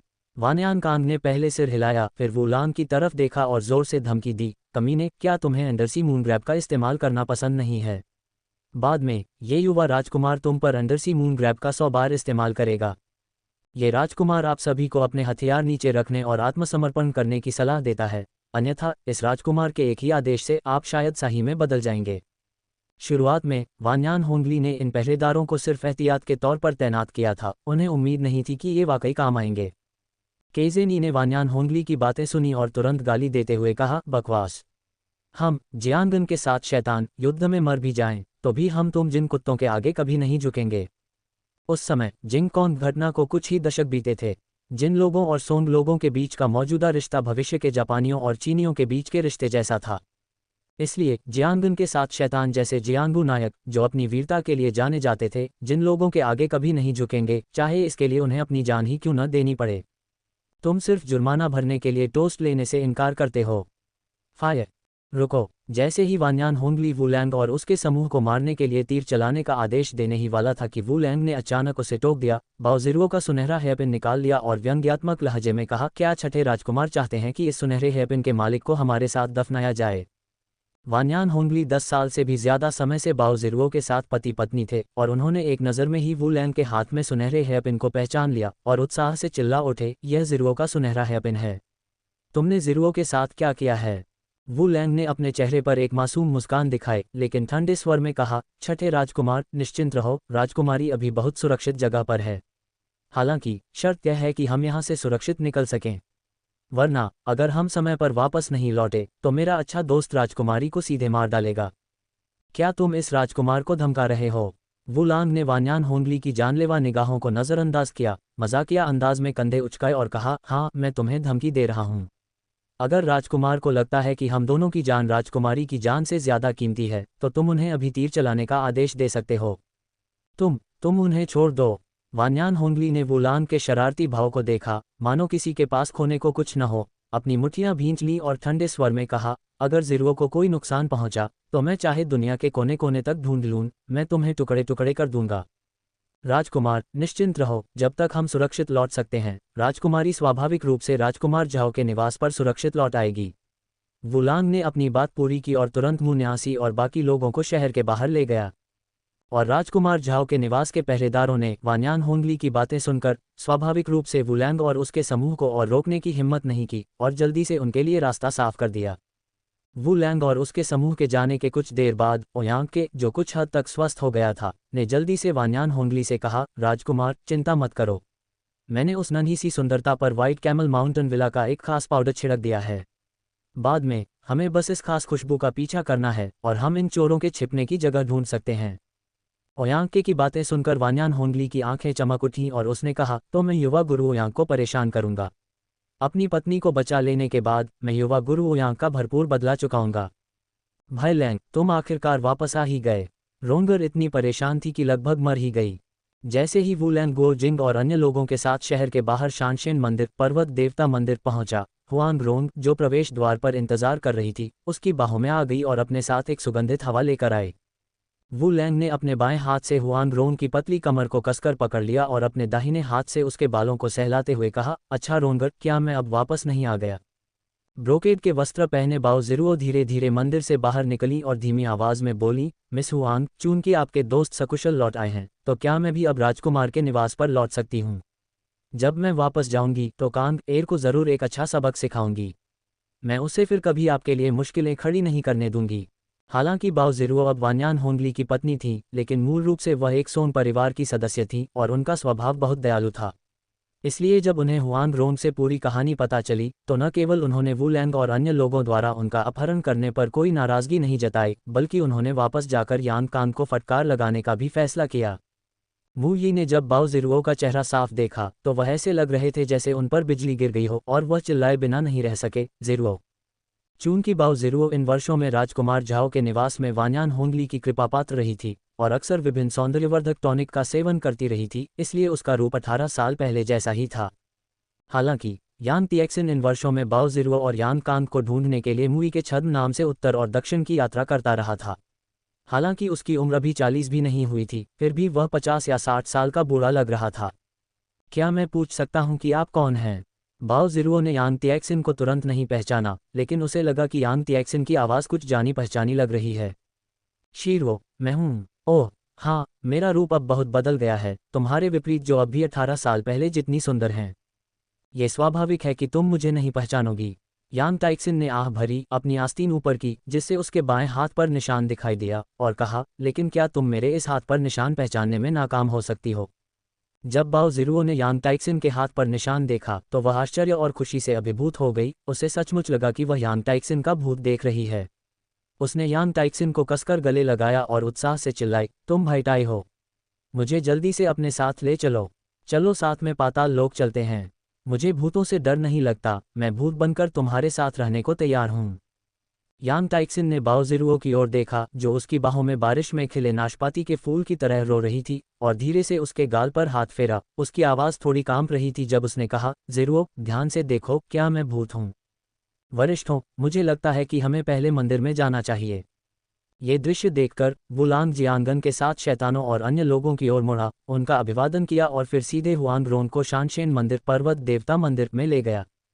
वुलांग के संकेत पर जियांगन के साथ शैतान भी तेजी से शानशेन मंदिर पर्वत देवता मंदिर में चले गए और केवल गोजिंग और मुन्यासी को यांग तिएक्सिन और अन्य लोगों के साथ छोड़ दिया। आखिरकार जियांगन के साथ शैतान पहले से ही जानते थे कि यांग तिएक्सिन ने मुन्यासी की सगाई गोजिंग से कर दी है, इसलिए गोजिंग अब यांग तिएक्सिन और अन्य लोगों के लिए परिवार का सदस्य माना जाता था। स्वाभाविक रूप से यांग तिएक्सिन और बाओ ज़िरुओ के मामले को उससे छिपाने की कोई ज़रूरत नहीं थी। हालांकि गोजिंग पहले से ही मंगोलिया की स्वर्णिम छुरी पत्नी थी, जियांगन के साथ शैतानों ने गोजिंग का मुन्यासी से विवाह करना एक अधर्मी कार्य नहीं माना। क्योंकि जियांगन के साथ शैतानों के लिए यांग तिएक्सिन और गो शियातियान ने ही गोजिंग और अन्य के जन्म से पहले ही सगाई करके विवाह की व्यवस्था कर दी थी। इसलिए गोजिंग का अब मुन्यासी से विवाह करना सचमुच अपना वादा निभाने जैसा था, जबकि हुआझेन को इसके विपरीत तीसरा पक्ष माना गया। जियांगन के साथ शैतानों को शानशेन मंदिर पर्वत देवता मंदिर में प्रवेश करते देख वुलांग ने प्रशंसा के भाव धारण किए और अपने हाथों को सहलाते हुए कहा, जूनियर वुलांग ने जियांगन के साथ नायकों के धार्मिक नाम के बारे में बहुत पहले ही सुन लिया था। आज आप वरिष्ठों से मिलना सचमुच एक बड़ा सौभाग्य है। शेडियाओ यंगशियोंग जुवान की दुनिया में जियांगन के साथ शैतानों की ताकत को जियांगू में केवल दोयम दर्जे का माना जा सकता था, लेकिन वे बहुत भरोसेमंद थे और फेस का बहुत ध्यान रखते थे। अन्यथा वे एक जुए के कारण 18 वर्षों तक गोजिंग को पढ़ाने के लिए रेगिस्तान में दूर तक यात्रा नहीं करते। नतीजा वैसा ही हुआ जैसा वुलांग ने सोचा था। जैसे ही उसकी आवाज़ धीमी हुई, सिस्टम प्रॉम्प्ट उसके कानों में गूंज उठा। डिंग। केजेनी खिलाड़ी की चापलूसी से कुछ हद तक खुश हुआ और उसने दानव वशीकरण कला कौशल पुस्तक गिरा दी। डिंग। झुकान खिलाड़ी की चापलूसी से थोड़ा खुश हुआ और उसने हाथ की सफाई कौशल पुस्तक गिरा दी। डिंग। हान बाओजू खिलाड़ी की चापलूसी से काफ़ी खुश हुआ और उसने 3 सिम गेम सिक्के गिरा दिए। डिंग। नान जिरेन खिलाड़ी की चापलूसी से मन ही मन खुश हुआ और उसने 3 सिम गेम सिक्के गिरा दिए। डिंग। क्वान जिनफा खिलाड़ी की चापलूसी से मन ही मन बहुत खुश हुआ और उसने एक हुयान भाला कला कौशल पुस्तक और 2 सिम गेम सिक्के गिरा दिए। डिंग। हान शियाओयन खिलाड़ी की चापलूसी से थोड़ा खुश हुआ और उसने you made in sword arts कौशल पुस्तक गिरा दी। अपने कानों में लगातार सिस्टम के संकेत सुनते हुए वुलांग की तलवार जैसी आंखों में अनायास ही एक बेतहाशा खुशी की झलक दिखाई दी। केजेनी वुलांग की बातों से कुछ हद तक खुश तो था, लेकिन फिर भी ऊपर से विनम्र भाव बनाए रखते हुए बोला, युवा हीरो वो हमारी बहुत तारीफ कर रहा है। हम जियांगन के साथ शैतान बस एक झूठी प्रतिष्ठा रखते हैं। अगर तुमने आज पहले से ही भागने का रास्ता तैयार नहीं किया होता तो हम 6 लोग शायद उन जिन कुत्तों के हाथों अपनी जान गंवा देते। ये वाकई शर्मनाक है। क्योंकि केजेनी और बाकी लोग शानशेन मंदिर पर्वत देवता मंदिर जाते हुए यांग तिएक्सिन और बाकी लोगों से पूरी कहानी जान चुके थे, इसलिए जियांगन के साथ शैतान ये भी जानते थे कि वुलांग ने यांग तिएक्सिन के पिता और बेटी की मदद करने के लिए उपद्रवी वान्यानकान को उकसाया था। केजेनी वुलांग जैसे युवा नायकों की बहुत प्रशंसा करता था, जो अन्याय देखकर मदद के लिए अपनी तलवारें खींच लेते थे। यही वजह थी कि वह वुलांग के प्रति इतना मिलनसार था। ग्रैंडमास्टर के मेरी बहुत तारीफ कर रहे हैं। मैंने तो बस एक छोटी सी चाल चली थी। किसी एकांत कमरे से किसी महिला का अपहरण करना कोई शानदार तरीका नहीं है। मुझे उम्मीद है कि मैंने 6 वरिष्ठों को हंसाया नहीं होगा। झुकांग ने यह सुनकर हाथ हिलाया और कहा, युवा नायक वो आपकी बातें अजीब हैं। वे जिन कुत्ते हमेशा से अपने कामों में अविश्वसनीय रहे हैं, बेशक उनसे निपटने के लिए असाधारण तरीकों का इस्तेमाल करना चाहिए। धप धप धप। जैसे ही वुलांग और जियांगन के साथ शैतान एक दूसरे की तारीफ कर रहे थे, अचानक दूर से घोड़ों के खुरों की तेज आवाज आई। इसके तुरंत बाद सैकड़ों सशस्त्र जिन घुड़सवार सेनाएं तेजी से दौड़ी और पूरे शानशेन मंदिर पर्वत देवता मंदिर को इतनी जोर से घेर लिया कि पानी की एक बूंद भी अंदर नहीं जा सकी। शानशेन मंदिर पर्वत देवता मंदिर के प्रवेश द्वार पर बाओ ज़िरुओ को खड़ा देखकर वान्यान होंगली ने मन ही मन राहत की सांस ली। उसकी बाघ जैसी आंखें गहरे स्नेह से भर गईं और उसने पूछा, ज़िरुओ क्या तुम ठीक हो? मैं तुम्हें बचाने आया हूँ। क्योंकि यांग तिएक्सिन उसके ठीक बगल में थी, बाओ ज़िरुओ को ऐसा लगा जैसे वह इस समय वान्यान होंगली की स्नेह भरी निगाहों के सामने झुकी हुई हो और वह सहज ही यांग तिएक्सिन के पीछे चली गई। हालांकि वान्यान होंगली ने 18 वर्षों तक बाओ ज़िरुओ पर प्यार और सावधानीपूर्वक देखभाल की थी, बाओ ज़िरुओ के दिल में वह हमेशा एक सहारा मात्र था। ज़िरुओ, डरो मत, मैं तुम्हारे लिए यहाँ हूँ। यांग तिएक्सिन अपने बछड़े की रक्षा करने वाले बैल की तरह बाओ ज़िरुओ को अपने पीछे कसकर घेरे हुए था, बिना किसी कमजोरी के सीधे वान्यान होंगली की आंखों में देख रहा था। जब वो लांग शानशेन मंदिर पर्वत देवता मंदिर से बाहर निकला तो उसने वान्यान होंगली को यांग तेक्सिन और उसकी पत्नी से भिड़ते देखा, और अनजाने में उसके दिल में वान्यान होंगली के लिए सहानुभूति की भावना जाग उठी। क्योंकि वान्यान होंगली को पूरी शीडियाओ यंगशियोंग जुवान कहानी में सबसे ज्यादा मोहित चाटने वाला कुत्ता कहा जा सकता है। वह जानता था कि वान्यान कांग उसका जैविक पुत्र नहीं था, लेकिन बाओ ज़िरुओ को खुश करने के लिए वह उसे अपने बेटे की तरह पालने को तैयार था। ये एक चाटने वाले कुत्ते जैसा व्यवहार पूरी चाटने वाले कुत्ते की दुनिया में सबसे बेहतरीन में से एक था। ये बस अफसोस की बात है कि वान्यान होंगली उस तरह का चाटने वाला कुत्ता था जिसके हाथ कुछ नहीं लगा, उन लोगों का प्रतिनिधि जो तब तक चाटते रहते हैं जब तक वे सब कुछ खो नहीं देते। उसके और वू लैंग के बीच अभी भी एक बड़ा अंतर था, जो चाटने वाले कुत्तों का प्रतिनिधि था जिन्हें अंततः वह सब कुछ मिल जाता था जो वे चाहते थे। हालांकि इस बारे में बात करते हुए वान्यान होंगली ने बाओ ज़िरुओ को राजकुमार झाओ के निवास में 18 साल तक उनकी पत्नी बनने के लिए धोखे से बुलाया, लेकिन उनके और कोई बच्चे नहीं हुए। क्या ऐसा हो सकता है कि वान्यान होंगली को इस संबंध में कोई समस्या थी? उद्धरण चिन्ह। जब वू लैंग ने इस संभावना के बारे में सोचा तो वान्यान होंगली को देखते हुए उसकी आंखों में दया की एक झलक दिखाई दी। तुम क्या हो, मेरी माँ को जाने दो। यांग टाइक्सिन की बात खत्म होते ही पास खड़ी वान्यान कांग खुद को रोक नहीं पाए और यांग टाइक्सिन की नाक की ओर इशारा करते हुए गुस्से से गालियां देने लगी, इससे पहले कि वान्यान होंगली को गुस्सा आने का मौका मिलता। बाओ ज़िरुओ को पहले तो वान्यान होंगली के प्रति कुछ अपराधबोध हुआ, लेकिन वान्यान कांग द्वारा यांग टाइक्सिन का इस तरह अपमान सुनकर उसने अपने अपराधबोध को नज़रअंदाज किया और उसे रोकने के लिए जल्दी से बोली, कांगर चुप हो जाओ, वह तुम्हारे जैविक पिता हैं। वान्यान कांग ने यह सुना मानो आकाश से बिजली गिर गई हो और अविश्वास से भरे चेहरे के साथ बोली, क्या माँ, आप क्या बकवास कर रही हैं? मेरे पिता महान जिन के छठे राजकुमार वान्यान होंगली हैं। बाओ ज़िरुओ ने अपना सिर हिलाया और कहा, कांगर, राजकुमार के निवास में प्रवेश करने से पहले ही मैं तुम्हारे गर्भ में थी, इसलिए तुम बिल्कुल भी जिन व्यक्ति नहीं हो, आप एक गीत व्यक्ति हैं। तुम्हारा नाम वान्यान कांग नहीं बल्कि यांग कांग है। तो वह यांग कांग है। बाओ ज़िरुओ की बात सुनकर गुओ जिंग और जियांगन के साथ शैतानों के चेहरे पर एक साथ आश्चर्य झलक रहा था। अतीत में कियू चूजी ने यांग तिएक्सिन और गुओ शियातियान को दो एक जैसी छोटी तलवारें दी थीं। इन दोनों तलवारों पर क्रमशः गुओ जिंग और यांग कांग नाम खुदे हुए थे। यांग कांग के नाम वाली छोटी तलवार गुओ जिंग को दी गई थी, जबकि गुओ जिंग के नाम वाली छोटी तलवार यांग कांग को दी गई थी। गुओ जिंग ने यांग कांग के नाम वाली छोटी तलवार का इस्तेमाल चेन जुवानफेंग को मारने के लिए किया था, इसलिए हालांकि गुओ जिंग और बाकी लोग यांग कांग से कभी नहीं मिले थे, वे यांग कांग नाम से अच्छी तरह वाकिफ थे। जैसे ही यांग कांग अभी भी एक सोंग व्यक्ति के रूप में अपनी पहचान को स्वीकार नहीं कर पा रहा था, वू लैंग ने अचानक एहसास हुआ और बोला, तो उस शराबी ने जो कहा वह बकवास नहीं बल्कि सच था। हुआंग रोंग ने संदेह से पूछा, भाई लैंग, आप किस बकवास और सच्चाई की बात कर रहे हैं? रोंगर, मैंने एक बार ताइहू झील के पास एक शराबखाने में एक शराबी को ये कहते सुना था कि वह मूल रूप से ग्रेट सॉन का एक अधिकारी था। नतीजतन 18 साल पहले उसने ग्रेट जिन के छठे राजकुमार से रिश्वत ली और न्यू गांव, गुओ और यांग परिवारों पर हमला किया। उनमें से एक गर्भवती महिला को ग्रेट जिन का छठा राजकुमार उठा ले गया। शुरू में मुझे लगा कि यह उस शराबी की बकवास है, लेकिन अब इसे देखते हुए ये बिल्कुल भी बकवास नहीं हो सकता। यांग तिएक्सिन ने यह सुना और उत्साह से बोले बिना नहीं रह सका, युवा नायक वो, क्या आपने अभी जो कहा वह सच है? उस शराबी का नाम क्या था? मुझे ठीक से याद नहीं है कि उस शराबी का नाम क्या था, ऐसा लग रहा था कि उसका उपनाम डुआन था। ओह, और उसके माथे पर कृपाण का निशान था और चेहरे पर एक नीला जन्मचिन्ह था। यांग तिएक्सिन और जियांगन के साथ शैतानों ने यह सुना और एक स्वर में चिल्लाए, डुआन तियांदे, ये सचमुच वही बदमाश है। कियू चूजी को जब पता चला कि गुओ और यांग परिवारों को नुकसान पहुंचाया गया है तो वह डुआन तियांदे से बदला लेने गया था, लेकिन जियांगन के साथ शैतानों ने उसे रोक लिया, जिन्होंने गलतफहमी में उस साथी डुआन तियांदे को भागने दिया। जियांगन के साथ शैतान चेहरे को बचाने के अलावा गुओ जिंग पर 18 साल दांव लगाने को तैयार थे, क्योंकि वे डुआन तियांदे को गलती से भागने देने के लिए दोषी महसूस कर रहे थे और गुओ जिंग से बदला लेना चाहते थे। महाराज, क्या युवा नायक वू ने जो कहा वह सच है? क्या ये वास्तव में आप ही थे जिन्होंने डुआन तियांदे को हमारे दो परिवारों को नुकसान पहुंचाने का आदेश दिया था? बाओ ज़िरुओ ने कांपती आवाज़ और अविश्वास से भरे चेहरे के साथ वान्यान होंगली की ओर इशारा करते हुए पूछा। शुरुआत में बाओ ज़िरुओ को वान्यान होंगली के प्रति अभी भी कुछ अपराधबोध था, लेकिन जब उसे पता चला कि इस सब के पीछे असल में वान्यान होंगली ही है, तो उसके प्रति उसका अपराधबोध घृणा में बदल गया। ज़िरुओ, चुप रहो, तुम्हें ज़िरुओ का नाम लेने का कोई हक नहीं है। यांग तिएक्सिन ने वान्यान होंगली की बात बीच में ही रोक दी और गुस्से से चिल्लाया, तुम ही थे, इस बदमाश ने 18 साल तक हमारा अलगाव किया और मेरे बेटे को इतने सालों तक एक चोर को अपना पिता मानने पर मजबूर किया। आज मुझे भाई गुओ का बदला लेने के लिए तुम्हें मारना ही होगा।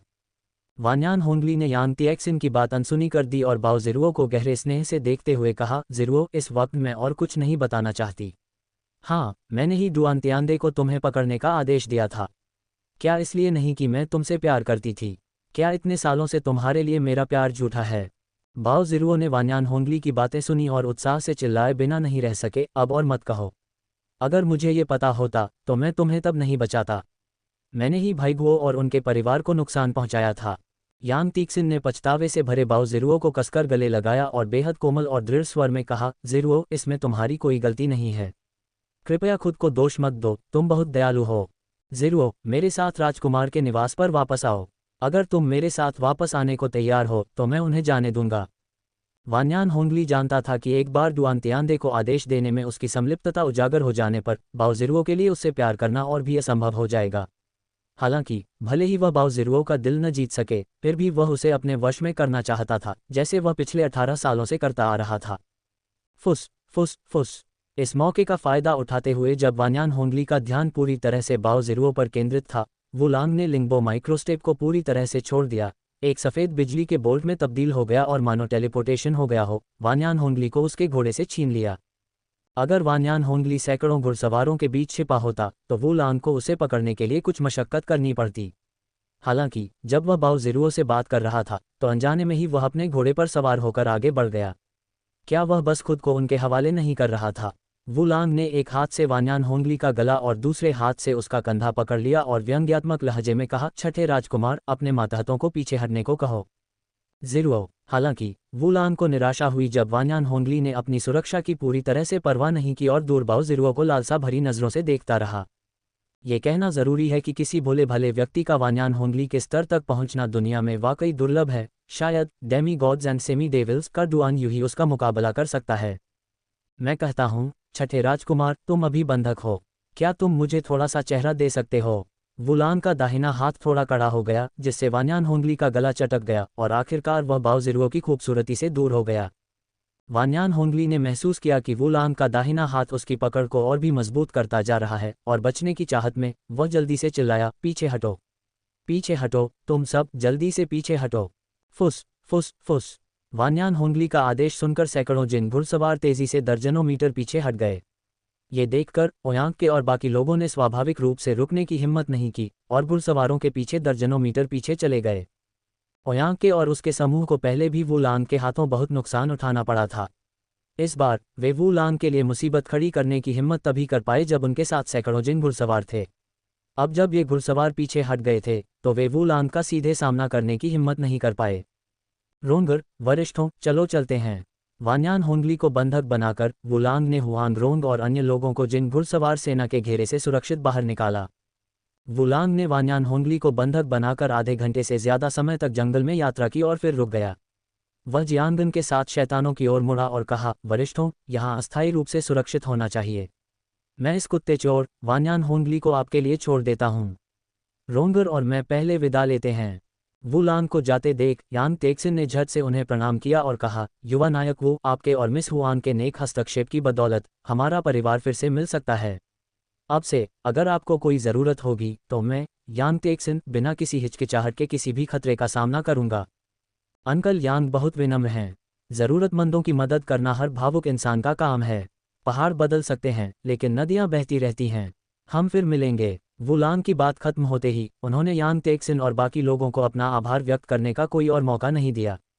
उन्होंने सीधे हुआंग रोंग का छोटा सा हाथ थामा, लिंगबो माइक्रोस्टेप किया और पलक झपकते ही उनकी नज़रों से ओझल हो गए। झुकांग ने उस दिशा की ओर देखा जहां वुलांग और बाकी लोग गायब हुए थे और खुद को रोक नहीं पाया और कहा, बिना बदले की उम्मीद किए देना, यह एक सच्चा नायक है। जियांगू मार्शल फॉरेस्ट के उत्तराधिकारी हैं। केजेनी और बाकी लोगों ने झुकांग की बातें सुनी, सहमति में सिर हिलाया और गो जिंग की ओर मुड़कर कहा, जिंगर, अब से तुम्हें यंग हीरो वु जैसा हीरो बनना होगा, समझे? 6 गुरुओं, मैं जरूर कड़ी मेहनत करूंगा, गो जिंग ने यह सुनकर गंभीरता से जवाब दिया। Dot dot dot. रोंगर, आगे एक छोटा सा शहर है, क्या हम आज रात वहीं रुकें? हुआंग रोंग के साथ कई घंटों की यात्रा के बाद वू लैंग ने पास ही एक छोटे से शहर की ओर इशारा किया। तो जल्दी चलें। हुआंग रोंग ने यह सुनकर थोड़ा सिर हिलाया, अपना हाथ वू लैंग के हाथ से जोड़ा और ऊर्जा से आगे के शहर की ओर चल पड़ी। यात्रा के लिए अन्य प्रकाश शरीर तकनीकों का उपयोग करते समय कमोबेश कुछ आंतरिक ऊर्जा खर्च होती है। हालांकि लिंगबो माइक्रोस्टेप एक प्रकाश शरीर तकनीक है जो गति के माध्यम से आंतरिक कौशल का विकास करती है। जैसे जैसे कोई व्यक्ति एक चक्र में 64 षटग्रामों से गुजरता है, आंतरिक ऊर्जा भी स्वाभाविक रूप से एक चक्र पूरा करती है। इसलिए हर बार जब लिंगबो माइक्रोस्टेप किया जाता है तो आंतरिक ऊर्जा न केवल खर्च नहीं होती बल्कि वास्तव में थोड़ी बढ़ जाती है। अगर हुआंग रोंग ने पीच ब्लॉसम आइलैंड की लाइट बॉडी तकनीक का इस्तेमाल किया होता तो वह शायद कई घंटों के बाद चलने के लिए बहुत थक जाती। हालांकि लिंगबो माइक्रोस्टेप का उपयोग करके कई घंटों की यात्रा के बाद उसे न केवल थकान महसूस नहीं हुई बल्कि जैसे जैसे वह आगे बढ़ती गई उसे और अधिक ऊर्जा महसूस हुई। वू लांग ने पहले छोटे से शहर की सबसे बड़ी सराय में 2 बेहतर कमरे किराए पर लिए, फिर हुआंग रोंग को शहर में काफ़ी देर तक घुमाने के लिए ले गया और अंधेरा होने पर ही आराम करने के लिए सराय में लौटा। वुलांग अपने कमरे में लौटने के बाद अपनी वस्तुओं और सिम गेम के सिक्कों की जांच करने के लिए तुरंत सिम स्पेस में गया। वर्तमान में वू लैंग के पास ये थे एक राक्षसी अधीनता स्टाफ तकनीक कौशल पुस्तक, एक मास्टर पिकपॉकेट कौशल पुस्तक, एक होअन भाला तकनीक कौशल पुस्तक, एक यूमेडेन तलवार तकनीक कौशल पुस्तक और 26 सिम गेम सिक्के। चूंकि ये कौशल पुस्तकें जियांगन के साथ शैतानों द्वारा गिराई गई थी इसलिए उनका रैंक ऊंचा नहीं था। वू लैंग ने कौशल के लिए मात्रा से ज्यादा गुणवत्ता के सिद्धांत का पालन करते हुए एक पल के लिए विचार किया। उसने चारों कौशल पुस्तकों को सीधे सिमसार में विघटित कर दिया जिससे अंततः कुल 550 सिमसार प्राप्त हुए। चूंकि वू लैंग ने इस अवधि के दौरान लिंगबो माइक्रोस्टेप का बार बार उपयोग किया था इसलिए उसका कौशल अनुभव बढ़कर 76 अंक हो गया था। एक विचार के साथ उसने लिंगबो माइक्रोस्टेप को प्रमुख उपलब्धि रैंक तक उन्नत करने के लिए 324 सिमसार खर्च किए। जैसे ही लिंगबो माइक्रोस्टेप की रैंक मेजर अचीवमेंट रैंक में अपग्रेड हुई, वू लैंग की लिंगबो माइक्रोस्टेप की समझ में काफ़ी इजाफा हुआ। उसका वर्तमान लाइट बॉडी कौशल कम से कम दुनिया के शीर्ष 3 में रैंक कर सकता था। लिंगबो माइक्रोस्टेप को अपग्रेड करने के बाद वू लैंग ने मिस्टीरियस गेट एस्केप तकनीक को एंट्री लेवल रैंक में अपग्रेड करने के लिए एक और 100 सिम पेशेंस खर्च किए। पहले वू लैंग को मिस्टीरियस गेट एस्केप तकनीक का केवल सतही ज्ञान ही था, वह केवल कुछ सरल तंत्र ही स्थापित कर पाता था। लेकिन अब जब मिस्टीरियस गेट एस्केप तकनीक को एंट्री लेवल रैंक में अपग्रेड कर दिया गया था तो वह कुछ शक्तिशाली फॉर्मेशन स्थापित कर सकता था। वू लैंग ने अपने दिमाग में नई मिस्टीरियस गेट एस्केप तकनीक की जानकारी को छांटने के बाद 20 सिम गेम सिक्के निकाले और उन्हें ड्रॉ के लिए लॉटरी मशीन में डाल दिया। बस हल्के कंपन के बाद लॉटरी मशीन ने एक कार्ड निकाला जिस पर नीले रंग का ब्रेसलेट पैटर्न छपा था। वू लैंग ने कार्ड उठाया और उसे पलटा तो देखा कि पीछे विशेषता का विवरण लिखा है। शपथ अनुबंध ब्रेसलेट का विशेषता विवरण पढ़ने के बाद वू लैंग कुछ पल के लिए असमंजस में पड़ गया कि खुश हो या शिकायत करे।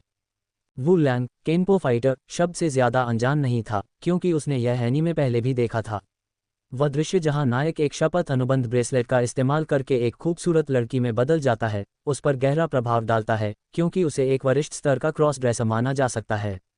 हालांकि आम क्रॉस ड्रेसर सिर्फ महिलाओं के वेश में ही रहते हैं, लेकिन एक बार केनपो फाइटर में बदल जाने के बाद वह पूरी तरह से महिला बन जाता है।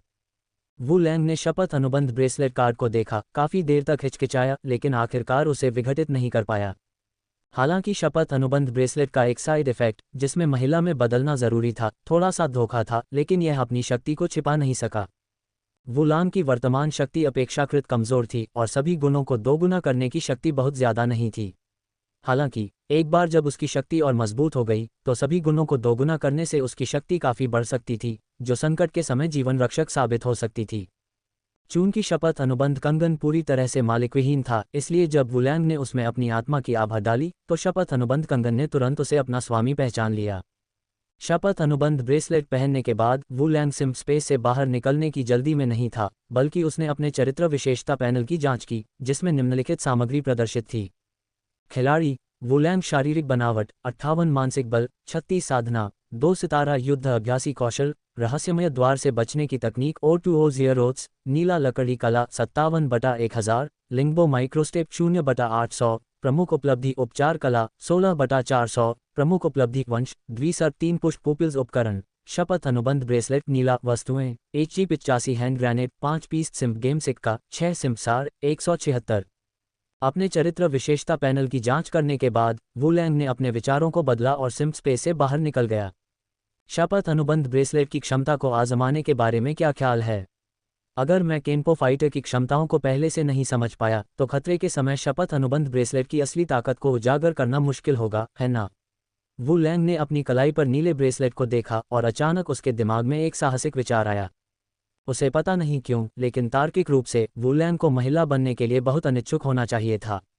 हालांकि शपथ अनुबंध ब्रेसलेट पहनने के बाद अपने केनपो फाइटर रूप को लेकर थोड़ी उत्सुकता के अलावा वह वास्तव में काफ़ी उत्तेजित महसूस कर रहा था। वू लैंग के लिए ऐसे अजीब विचार आना वास्तव में सामान्य था, क्योंकि कोई भी स्वस्थ वयस्क पुरुष किसी महिला के शरीर के बारे में उत्सुक होगा, और यह उत्तेजक भावना एक लड़के के महिलाओं के शौचालय में घुसने की इच्छा के समान थी। वू लैंग ने गहरी सांस ली, मन ही मन रूपांतरण का जाप किया और उसकी बाईं कलाई पर बंधा शपथ अनुबंध कंगन एक नीली चमक के साथ फट पड़ा, जिसने उसके पूरे शरीर को पूरी तरह से ढक लिया। जब तक नीली चमक धीरे धीरे गायब हुई, वू लैंग के शरीर में जबरदस्त बदलाव आ चुका था। हालांकि उसकी ऊंचाई में ज्यादा बदलाव नहीं आया था, लेकिन उसका रूप और शारीरिक बनावट बिल्कुल बदल गई थी। पहले वू लैंग के बाल छोटे थे, लेकिन अब वे सुंदर, गहरे काले, कंधों तक लंबे हो गए थे। उसका मर्दाना चेहरा भी एक नाजुक, स्ट्रैंड चेहरे में बदल गया था और उसका सफ़ेद लंबा गाउन एक सफ़ेद लंबी पोशाक में बदल गया था। वू लैंग ने अपनी छाती पर मांस के 2 ढेरों को अपने हाथों से पकड़ा और अवचेतन रूप से आईने में अपने प्रतिबिंब से शिकायत की, ये थोड़ा भारी लग रहा है। क्या इससे युद्ध में कोई असर पड़ेगा? हालांकि वू लैंग अब एक खूबसूरत, लंबे बालों वाली, सीधे बालों वाली बड़ी बहन जैसी हो गई थी, लेकिन उसे अपने इस शरीर के लिए कोई खास भावना नहीं थी। क्योंकि जब उसने अपने शरीर को छुआ तो उसे कुछ खास महसूस नहीं हुआ। हुआंग रोंग के छोटे से हाथ को छूने जितना भी सहज महसूस नहीं हुआ। वू लैंग ने लिंगबो माइक्रोस्टेप का इस्तेमाल करके कमरे में 2 बार घूमने के बाद केनपो फाइटर अवस्था में अपने शरीर के साथ तालमेल बिठाने में सक्षम हो गया। तभी उसने केनपो फाइटर की क्षमताओं का इस्तेमाल करने की कोशिश की। सरसराहट सरसराहट सरसराहट। वू लैंग ने बस अपना दाहिना हाथ उठाया और कांटों वाली एक हाथ जितनी मोटी बेल हवा में से प्रकट हुई, जो किसी जीवित प्राणी की तरह जमीन पर रेंग रही थी। वू लैंग ने उस कांटों वाली बेल को देखा जिसे उसने बुलाया था और बुदबुदाए बिना नहीं रह सका। घास जैसा जादू, या यूं कहें लकड़ी जैसा जादू। फुसफुसाहट। वू लैंग ने अपना हाथ उठाया और पास की एक लकड़ी की मेज की ओर इशारा करते हुए मन ही मन हमला का जाप किया। बुलाई गई कांटेदार बेल तुरंत बाहर निकली और पूरी लकड़ी की मेज को अजगर की तरह कसकर जकड़ लिया। चरचराहट चरचराहट। कांटेदार बेल के दबाव में ठोस लकड़ी की मेज भारी दबाव में कराह उठी और अंततः चूर चूर होकर टुकड़ों के ढेर में बदल गई।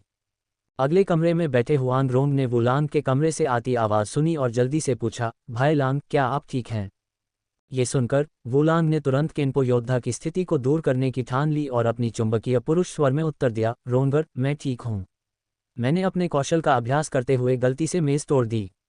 ओह, ये तो अच्छी बात है। भाई लैंग, ज़्यादा देर तक अभ्यास मत करो। तुम्हें जल्दी आराम करना चाहिए। हमें कल सुबह भी यात्रा करनी है।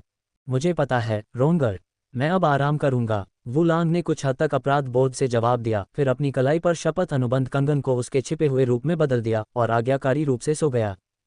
चूंकि वू लैंग और हुआंग रोंग ने पहले जिन 2 घोड़ों पर सवारी की थी उन्हें बीजिंग शहर में ही छोड़ दिया गया था, इसलिए अगली सुबह दोनों पहले छोटे शहर के बाजार में 2 नए घोड़े खरीदने गए और फिर जियांग्यांग शहर की ओर चल पड़े। शी डियाओ यंग जियांग जुवान की दुनिया में लियांग जिवेंग द्वारा पाले गए औषधीय सांप के अलावा ज्यादा प्रसिद्ध स्वर्ग और पृथ्वी का खजाना जियांग्यांग शहर के बाहर स्थित पुसीको सांप होना चाहिए। इस सांप का उल्लेख बौद्ध धर्म ग्रंथों में मिलता है। इसका पूरा शरीर हल्के सुनहरे रंग का चमकीला था, इसके सिर पर मांसल सींग थे और यह हवा की तरह चलता था, जिससे इसे पकड़ना बेहद मुश्किल था। इसका पित्त गहरे बैंगनी रंग का था और इसे खाने से तुरंत ताजगी महसूस होती थी और व्यक्ति की क्यूई और ताकत में काफ़ी वृद्धि होती थी। शेन डियाओ जिया लव की कहानी में गो जिंग के महल में गोफू द्वारा यांग गुओ का दाहिना हाथ काट दिए जाने के बाद वह दिव्य चील घाटी में भाग गया और उसे उस दिव्य चील ने बचाया जिससे उसका पहले सामना हुआ था। दिव्य चील रोजाना इस सांप को पकड़ने के लिए बाहर जाती थी और यांग गुओ के पास उसका दंश पहुंचाती थी। इसे खाने के बाद यांग गुओ की आंतरिक ऊर्जा और शारीरिक शक्ति में बहुत वृद्धि हुई और उसकी सभी मध्याह्न रेखाएं अबाधित हो गईं। इसके साथ ही उसने अविश्वसनीय रूप से शक्तिशाली जुवान टाई हेवी स्वॉर्ड तकनीक में महारत हासिल कर ली। हालांकि शेन डियाओ जिया लव की कहानी में अभी 10 साल से ज्यादा का समय बाकी है, लेकिन उन पुसीको सांपों का अस्तित्व सैकड़ों सालों से रहा होगा, इसलिए अब उन्हें ढूंढना संभव होना चाहिए। बीजिंग शहर और जियांग्यांग शहर के बीच की दूरी 2000 ली से ज्यादा है और वू लैंग और हुआंग रोंग जिन घोड़ों पर सवार थे वे प्रसिद्ध 1000 ली के घोड़े नहीं थे जो एक दिन में 1000 ली की यात्रा कर सकते थे। इसलिए आधे महीने से ज्यादा की यात्रा के बाद दोनों ने केवल आधी यात्रा ही तय की थी। इस यात्रा के दौरान हुआंग रोंग के साथ दृश्यों का आनंद लेने के अलावा वू लांग को कई गुंडों और डाकुओं का भी सामना करना पड़ा। जब भी उसका सामना उन जानलेवा डाकुओं से होता, वू लांग अक्सर उन्हें सीधे मार डालता और फिर उनके डाकुओं के घर से आसानी से धन लूट लेता। और जब उसका सामना गुंडों और बेईमान व्यापारियों से होता जो लोगों पर अत्याचार करना पसंद करते थे लेकिन जिनके अपराधों की सज़ा मौत नहीं होती थी, तो वू लांग उन्हें यूं ही कुछ अंडरसी मून ग्रैब से पुरस्कृत कर देता। मामूली अपराध करने वाले गुंडों को वू लांग से अंडरसी मून ग्रैब मिलने के बाद ज़्यादा से ज़्यादा आधे महीने तक बिस्तर पर रहना पड़ता, जिससे उन्हें बस थोड़ा सा मानसिक आघात होता। हालांकि जिन बेईमान व्यापारियों ने ज़्यादा गंभीर अपराध किए थे वे वू लांग से अंडरसी मून ग्रैब मिलने के बाद सीधे शाही महल में जाकर सम्राट की सेवा कर सकते थे। चूंकि वू लैंग के पास उस समय कोई शक्तिशाली आक्रामक कौशल नहीं था, इसलिए दुश्मनों का सामना करते समय उन्हें तुरंत अशक्त करने के लिए वह अक्सर अंडरसी मून ग्रैब का इस्तेमाल करते थे, जो एक अत्यंत शक्तिशाली विनाशकारी शक्ति वाला मारक हथियार था। जब वू लैंग ने अंडरसी मून ग्रैब को लिंगबो माइक्रोस्टेप के साथ जोड़ा तो लगभग कोई भी इस हथियार का सामना नहीं कर सका और इस प्रकार उन्होंने जियांगबू में undersea moon grab young master की शानदार उपाधि भी अर्जित की। बेशक युवा गुरु जो चांद पकड़ता है, वू लैंग को उन आम लोगों द्वारा दी गई एक सम्मानजनक उपाधि थी जिनकी उसने मदद की थी, जबकि जिन गुंडों और काले दिल वाले व्यापारियों से उसने लेन देन किया था वे उसे चुपके से आड़ू चुराने वाला शैतान कहते थे। चूंकि वू लैंग और उसके साथी यात्रा करते समय हमेशा अंधेरा होने से पहले अगले शहर नहीं पहुंच पाते थे, इसलिए उन्होंने अपना ज़्यादातर समय जंगल में ही बिताया। छोटा सफ़ेद खरगोश, इतना सफ़ेद और गोरा, दो कान हवा में उठाए, पहले धमनी को काटा फिर नस को, इतना प्यारा और स्थिर, ये शर्म की बात है। एक साफ धारा के किनारे हुआंग रोंग वू लैंग द्वारा सिखाए गए टेढ़े मेढ़े गीत को गुनगुना रही थी, जबकि वह अपने छोटे चाकू से उन दो जंगली खरगोशों को तैयार कर रही थी जिन्हें वू लैंग ने अभी अभी पकड़ा था। कुछ अति संवेदनशील लड़कियों को खरगोश जैसे प्यारे जीवों को मारना बहुत क्रूर लग सकता है। हालांकि हुआंग रोंग जैसी कुशल रसोइया जो खाना पकाने में निपुण थी, उसे ऐसी कोई हिचक नहीं थी। जब उसने दो जंगली खरगोशों को देखा तो उसका पहला विचार यही था कि वह उनसे कितने अलग अलग व्यंजन बना सकती है। हुआंग रोंग की सावधानीपूर्वक तैयारी के तहत दो सुगंधित भुने हुए खरगोश जल्दी ही तैयार हो गए। जैसे ही उसने भुने हुए खरगोशों में से एक को वू लांग को दिया, उसके चेहरे के भाव अचानक बदल गए और उसने पूछा, कौन है? वू लांग ने अचानक अपना सिर घुमाया और एक अधेड़ उम्र के भिखारी को देखा जो किसी अज्ञात स्थान पर उसके 3 मीटर पीछे प्रकट हुआ था। उसकी तलवार जैसी भौहें थोड़ी सिकुड़ी हुई थीं। ये जानना जरूरी है कि वू लांग की वर्तमान शक्ति और साधना के बल पर वह सामान्य जियांगहू विशेषज्ञों को भी उसी क्षण पहचान लेता था जब वे उसके 20 मीटर के दायरे में आते थे। फिर भी ये भिखारी उससे 3 मीटर की दूरी पर चुपचाप प्रकट हुआ था, जो दर्शाता है कि नवागंतुक की साधना निस्संदेह अत्यंत उच्च थी। अधेड़ उम्र का भिखारी ये देखकर चौंक गया कि वू लांग ने उसे इतनी जल्दी पहचान लिया। फिर प्यार से मुस्कुराया और बोला, नौजवान, तुम्हारी सतर्कता काफ़ी अच्छी है, लेकिन तुम्हें घबराने की ज़रूरत नहीं है। इस बूढ़े भिखारी का कोई बुरा इरादा नहीं है, मैं बस एक खरगोश का सिर चखने के लिए मांगना चाहता हूँ। वू लांग की नज़र अधेड़ उम्र के भिखारी पर पड़ी। उसने एक आयताकार चेहरे वाला आदमी देखा जिसकी ठुड्डी के नीचे हल्की दाढ़ी थी, बड़े हाथ पैर थे और कपड़े तरह तरह के कपड़ों से सजे थे लेकिन बिल्कुल साफ धुले हुए थे। उसके हाथ में एक हरा बांस का डंडा था जो जैद जैसा चमकदार था और उसकी पीठ पर सिंदूर से रंगा एक बड़ा लौकी था। उसकी चमकदार पैनी आंखें वू लांग के हाथ में भुने हुए खरगोश पर टिकी थीं। उसका चेहरा उत्सुकता से भरा हुआ था। सबसे खास बात यह थी कि इस अधेड़ उम्र के भिखारी के दाहिने हाथ में सिर्फ 4 उंगलियां थीं। उसकी दाहिनी तर्जनी उंगली हथेली से कटी हुई थी। दुनिया में इतनी गहरी ताकत और इन खूबियों वाला कोई भी व्यक्ति वर्तमान भिखारी कुल के मुखिया हांग चीगोंग के अलावा शायद ही कोई होगा। अगर सीनियर को कोई आपत्ति नहीं है तो यह भुना हुआ खरगोश सीनियर के लिए है, वू लैंग ने कहा, फिर सीधे लकड़ी की कटार और भुना हुआ खरगोश हांग चीगोंग की ओर फेंक दिया। मुझे कोई आपत्ति नहीं है, मुझे कोई आपत्ति नहीं है। इस बूढ़े भिखारी को बिल्कुल भी आपत्ति नहीं है। हांग चीगोंग ने भुना हुआ खरगोश पकड़ा जो वू लैंग ने उसकी ओर फेंका था और भुने हुए खरगोश का मांस खाते हुए उसने बार बार सिर हिलाया और कहा, मम्मा मम्मा, सुगंधित, सचमुच सुगंधित। हुआंग रोंग वू लैंग की हरकतों से ज्यादा हैरान नहीं हुआ। आखिरकार जब उसने खुद को एक छोटी भिखारी का रूप दिया था तो वू लैंग ने न केवल उसका तिरस्कार नहीं किया बल्कि उसे दिल खोलकर खाने पीने का निमंत्रण भी दिया। इसलिए भले ही वू लैंग अब हांग चीगोंग को एक पूरा भुना हुआ खरगोश दे, उसे इसमें कुछ भी गलत नहीं लगा। हुआंग रोंग ने भुने हुए खरगोश का एक पैर तोड़ा और वू लांग को देते हुए कहा, भाई लांग, रोंगर इसे आपके साथ बांटेगा। हम बहुत स्वादिष्ट। वू लांग ने जल्दी से भुने हुए खरगोश के पैर को अपने हाथ में ले लिया और बिना किसी हिचकिचाहट के उसकी तारीफ की, रोंगर, तुम्हारी पाक कला में निखार आ गया है। तुम बस थोड़ी सी मेहनत से भुने हुए खरगोश के मांस को इतना स्वादिष्ट बना सकते हो। वुलांग की बातें सुनकर हुआन रोन की बड़ी बड़ी नम आंखें तुरंत अर्धचंद्राकार हो गईं और वह खुशी से मुस्कुराई। भाई लांग, यहाँ मसाले सीमित हैं, इसलिए भुना हुआ खरगोश का मांस बस इतना ही स्वादिष्ट हो सकता है। जब हम आगे वाले शहर में पहुंचेंगे तो रोनगर तुम्हारे लिए कुछ और भी स्वादिष्ट बनाएगा, ठीक है? डिंग। हुआन रोन खिलाड़ी की चापलूसी से थोड़ा खुश हुआ, उसने एक सिम गेम सिक्का गिरा दिया। चूंकि वुलैंग के पास हर बार सही समय पर हुआन रोन की प्रशंसा करने पर वस्तुएं गिराने की अच्छी संभावना थी, इसलिए उसने पिछले आधे महीने में हुआन रोन की खूब प्रशंसा की थी, यहाँ तक कि 20 से ज़्यादा सिम गेम सिक्के भी गिराए थे।